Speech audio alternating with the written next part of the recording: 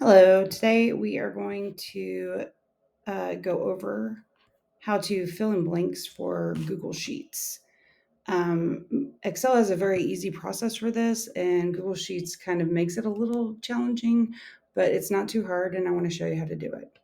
So here we have a spreadsheet, much like we'll see in Eduphoria, and sometimes it will merge lines in like student name and local ID current campus, but then it'll split it out because let's say they have two different teachers. So here's the same student, student five, with two different teachers over here. So what we're going to do is we're going to break this apart so student five now has two separate lines so that we can sort this spreadsheet. What we're going to do is for Google Sheets, in order to remove a merge, you have to highlight the data starting in a merge. So I'm going to start in the merge, I'm going to go down, and then I'm going to go up here to the merge button, and I'm going to unmerge.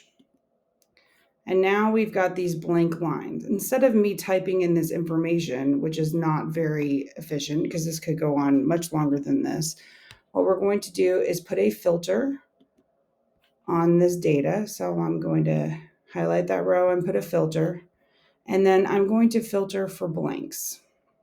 So I'm going to clear this and just leave my blanks. So now here are my lines that need the data. I'm going to highlight starting in the top left corner and leave that highlight on, not click anywhere else. And I'm going to say equals, and I'm going to pick this cell right above this one. So this one is equals A7. So A7. And then I'm going to hit the space bar. In this instance, it is not trying to add a formula, but sometimes it does. So it's a good habit to have, and hit enter. And then what I'm going to do is do command or control and enter, and it's going to fill in the rest of my information for me.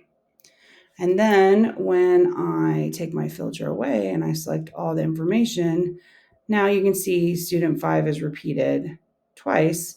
So each teacher has that information.